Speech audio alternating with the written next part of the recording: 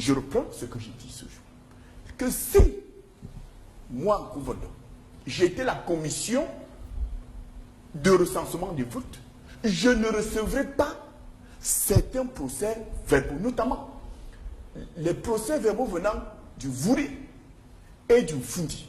J'ai par devers moi là un document de la circonscription départementale de la Moufakono. Vous allez observer que tout est signé, toutes les pages sont en quelque sorte certifiées par les membres de la commission. Même si... La commission de recensement en général des votes. Non, au niveau départemental. Local, d'accord. Mais seulement, la commission du Fundi a transmis des procès-verbaux qui n'ont jamais été signés, du moins si je m'en tiens à ce que j'ai vu, qui nous a été...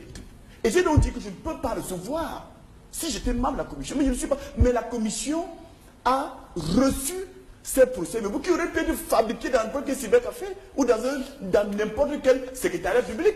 Parce que ça veut dire... Donc pour moi... Est-ce que tous les PV qui parvenaient étaient signés? Certains PV comme celui de la Moufakono, que j'ai de part devant moi là, sont signés. Mais pour le Fundi, pour le Vouri, ce n'est pas signé. Et nous comprenons bien. Il s'agit là d'une fraude électorale hautement importante au regard du nombre d'électeurs qu'on peut dénombrer dans ces circonscriptions. D'ailleurs, le professeur Fogui, représentant du candidat Maurice Kamto, a eu à relever des différences entre les données qu'il avait par devers lui et qui lui ont été communiquées par ses équipes. Et il a exigé qu'on aille fouiller dans les procès-verbaux issus du bureau de vote. Il a issu une feuille de non-recevoir. Et c'est à partir de là que je me suis dit, de mon fond intérieur, et pour être logé avec moi-même, je ne signerai pas ces procès-verbaux que moi je n'approuve pas. Lorsque nous examinons ces procès-verbaux, j'ai envie de dire que je suis d'accord avec mon candidat Cabral Libi, qui a fait hier soir un post en annonçant que on est en train de vouloir voler au peuple camerounais sa victoire. Il n'a pas dit qu'il a gagné. Il dit, Cabral Libi, qu'on est en train de vouloir voler au peuple camerounais sa victoire. Quelle est la victoire du peuple camerounais? C'est d'avoir voté et qu'on... Non, pas Cabral Libi. D'avoir voté et qu'on restitue au peuple camerounais le résultat exact de son vote. Voilà la victoire, parce que le peuple est toujours victorieux dans le scrutin, parce que le peuple aura désigné un candidat. D'accord. Au-delà du candidat désigné, il est important qu'on restitue au peuple les chiffres exacts. J'ai envie de dire que les résultats qui seront transmis au Conseil constitutionnel, qui seront sûrement homologués par le Conseil constitutionnel, sont loin, de mon point de vue, d'être le reflet du vote populaire. Professeur, je voulais... J'ai appris que dans votre village, vous avez perdu l'élection. Merci de me poser la question. Je suis venu sur ce plateau avec les résultats de la Moufakono. Ce que je vais dire là est très grave. Allez-y. Pour ce procès verbal. Vous avez dans l'arrondissement de Bikok... Vous me parlez de votre village? Non, ce n'est pas mon village, je suis de Ngaoundéré. Je parle du village qu'habitent mon père et ma mère. Il faut même faire la différence.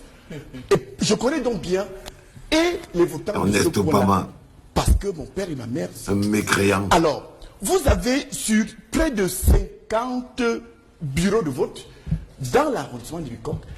Vous avez 35 bureaux de vote. Le nombre d'inscrits qui est exactement le même que le nombre de votants. Le nombre de votants qui est exactement le même que les suffrages exprimés en faveur d'un seul candidat. Les autres ont 0. J'ai envie de vous dire que, humainement, ce n'est pas possible. Lorsque j'ai appris qu'il y a eu 100%, j'ai appelé ma mère. Et je lui ai demandé, mais ma mère, toi aussi tu as voté contre moi, parce que votant Biya, c'est voté contre moi. Elle a crié au scandale. Elle est dans tous ses états parce qu'elle estime que son vote a été détourné. Donc il y a des détournements de vote. Vous allez me dire que le président de ce bureau de vote n'est autre que votre grand-père. En effet. Mais j'ai envie de dire que je connais quasiment tous ceux qui ont voté dans ce bureau, ils ont 48 heures. C'est le village qu'habite mon père et ma mère. Je connais la population. Nous avons dénombré, à ce jour, 5 personnes décédées qui ont pris part à ce scrutin. Si vous voulez, je vous donne le nom, mais ça nous prendra beaucoup de temps. Je peux vous dire, le jour où celui qui a voté le 7 octobre est décédé et le jour où il a été enterré. Sur les 5, je peux vous dire que j'ai vu 2 cadavres de décédés qui ont voté.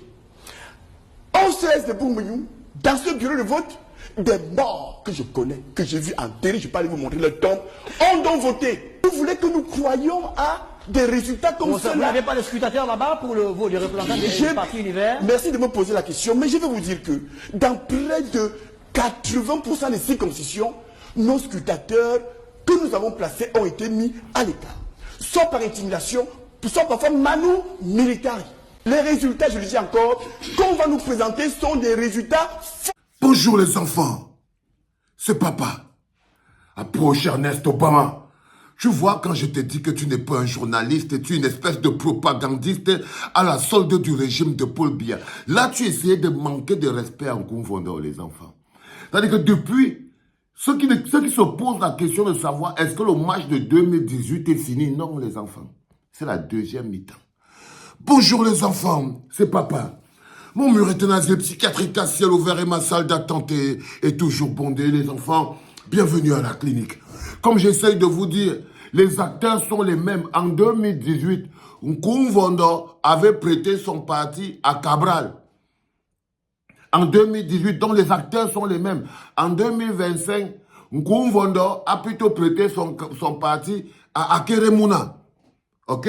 C'est-à-dire que, comme je vous dis là, il faut savoir que des gens font les placements de produits. Nkoumvondo a donc donné le parti à Akeremouna.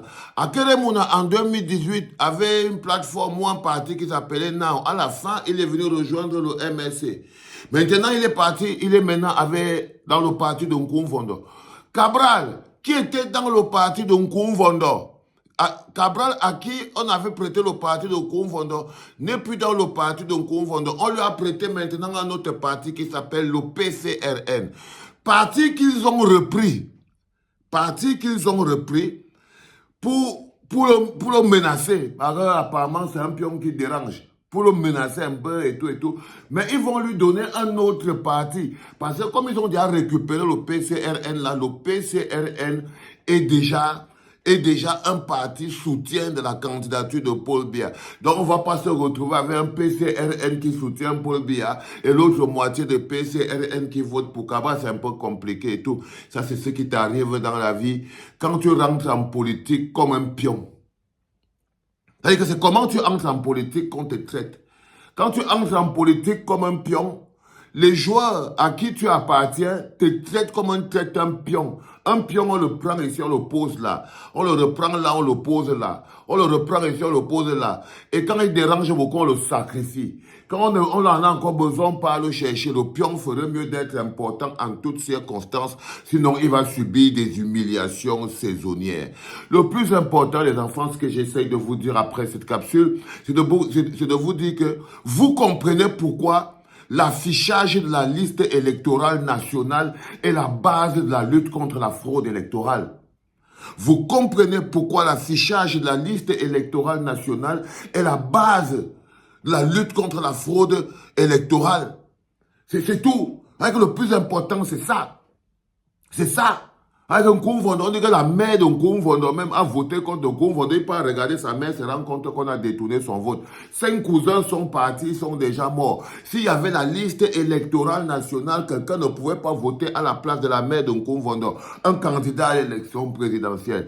S'il y avait la liste électorale nationale, Nkoumvondo aurait repéré les 5 noms des membres de sa famille qu'il connaît, qui sont décédés, mais qu'on a fait voter en 2018. Si jamais la liste électorale nationale était là, on ne pouvait pas sortir des PV qu'on ne peut pas croiser ni coller à un bureau de vote. Donc, le plus important, les enfants, comme je vous l'ai dit, soit vous êtes juste en train de dire qu'on attend 2025, on a donné une dernière chance à Paul Biya, mais vous avez l'homme capable de défendre le vote du peuple.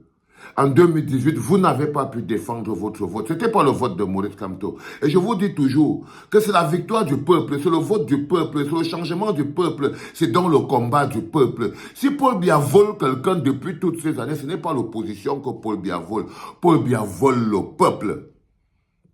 Et aujourd'hui, on a besoin d'un candidat qui est capable de lutter, de sécuriser et de protéger la victoire du peuple. Kamto no gotaya, ole watade, on remet ça les enfants.